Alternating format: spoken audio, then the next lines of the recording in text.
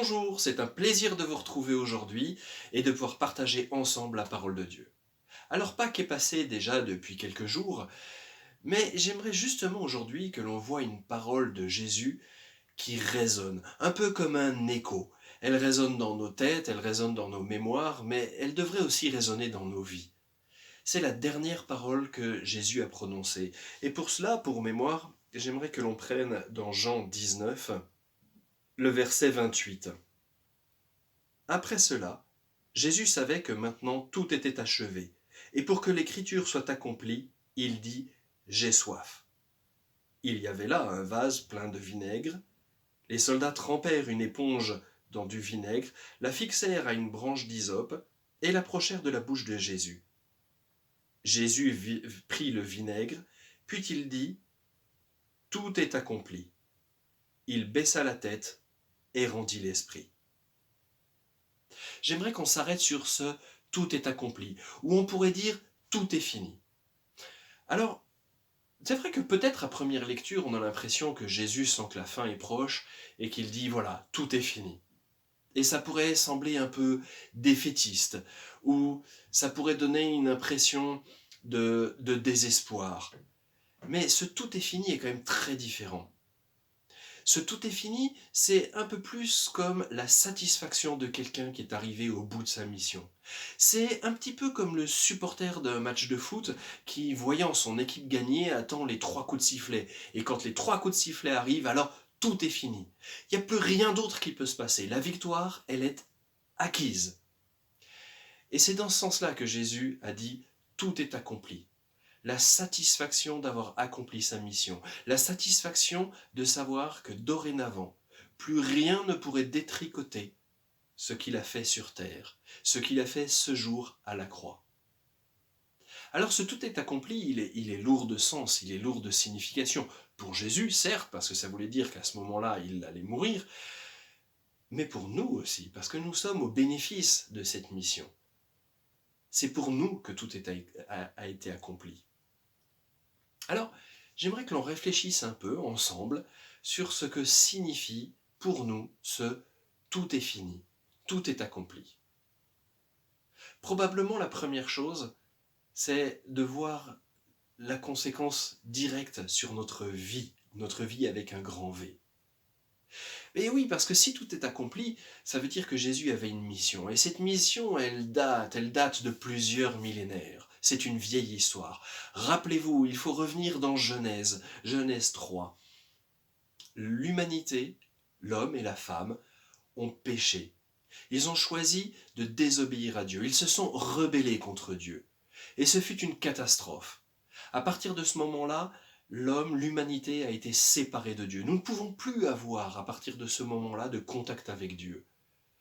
L'humanité est devenue mortelle à cause du péché, avec une incapacité totale, malgré tous nos efforts, malgré toute notre bonne volonté, de se sauver par soi-même.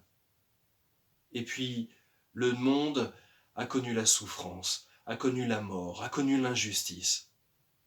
Et Dieu, dans son amour, Dieu, dans sa justice, est parti en combat contre cette situation. Il ne pouvait pas laisser les choses ainsi. Et pendant des millénaires, Dieu a travaillé avec patience pour rétablir cette justice, pour vaincre une fois pour toutes le péché, pour rétablir la relation avec l'humanité. Et dès le début, dans Genèse 3, on retrouve cette parole, cette prophétie qui est donnée au serpent, celui qui est l'occasion, qui est l'initiateur de la chute, où Dieu dit au serpent, « Le descendant de la femme va t'écraser la tête, et toi, tu lui mordras le talon. » Déjà à ce moment-là, au moment de la chute, Dieu dit au serpent, « Tu as l'impression d'avoir gagné. Mais au final, le descendant de cette femme que tu as fait chuter va t'écraser la tête. Un jour, tu seras vaincu et tu seras vaincu définitivement. » Et ce jour-là, Dieu en profite pour dire aussi, la victoire se fera dans la douleur. Il y aura un sacrifice. Et maintenant, si quelques millénaires après, on arrive à Jésus, eh bien Jésus est ce descendant d'Ève qui, en étant sur la croix, va vaincre définitivement le serpent, va vaincre le péché, va vaincre la mort, va vaincre la souffrance et nos maladies. Et quand Jésus dit « tout est accompli », c'est de ce combat-là, de cette mission-là dont il était question. Tout est accompli. La mort est vaincue. Dans la souffrance, mais la mort est vaincue. Par mon sacrifice, dit Jésus, la mort est vaincue. Et c'est peut-être la première chose qui a une grande conséquence dans nos vies. La mort est vaincue. Nous étions séparés de Dieu, mais dorénavant, Dieu a rétabli la relation avec l'humanité. Je peux me présenter devant lui, avec humilité, avec reconnaissance, mais je peux me présenter devant lui, parce que tout a été accompli. Il n'y a plus de condamnation pour ceux qui sont à Jésus-Christ.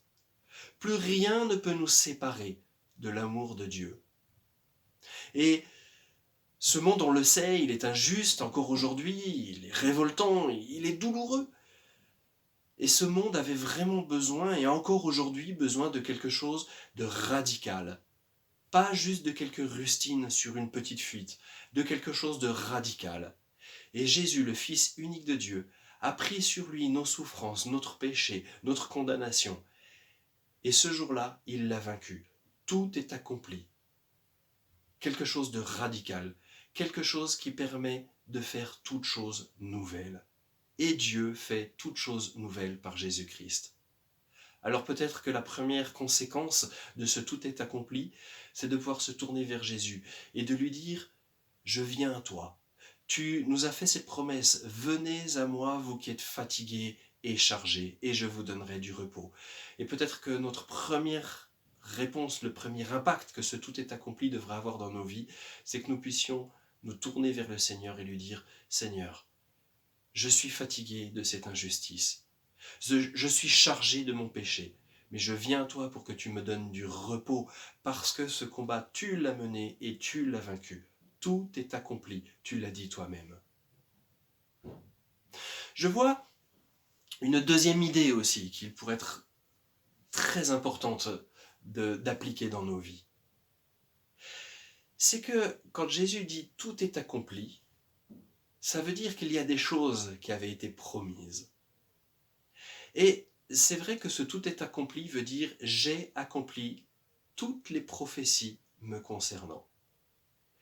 Et là, il y a un point qui est vraiment très important.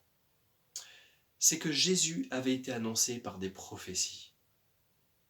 Et ce point-là, ça a une conséquence directe dans nos vies. Et j'aimerais prendre un autre exemple. J'aimerais prendre l'exemple de la guerre froide.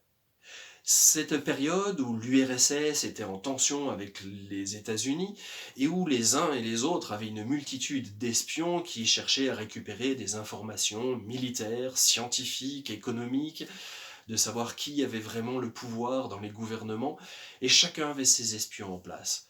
Et les meilleurs espions étaient forcément les scientifiques ou les politiciens, ou en tout cas les citoyens d'un pays que l'on pouvait retourner contre son pays. Ces personnes-là étaient au cœur du système et pouvaient accéder à des informations naturellement et pouvoir du coup les transmettre discrètement à l'ennemi.